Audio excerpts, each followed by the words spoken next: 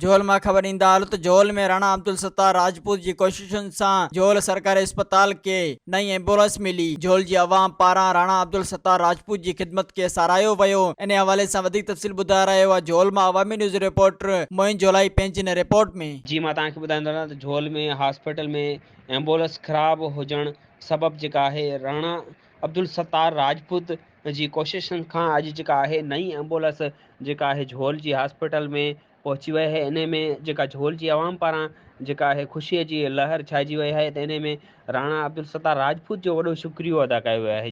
असांजो तमामु हैदराबाद कासमाबाद वारनि लाइ ख़ुशख़बरी सुमरो वॉलपेपर हैदराबाद कासमाबाद में दुकान खुली वियो आहे ऐं राब्ते लाइ रांझन अली सुमरो साहब आहे उनजो हेठी लिंक ते नंबर ॾिनल आहे तव्हां ज़रूरु राब्तो कंदा। मज़ीद ख़बरनि ऐं तफ़सीलात लाइ विज़िट कयो असांजी वेबसाइट www.awamiNewsHD.com ऐं ॾिसंदा रहो अवामी न्यूज़ HD।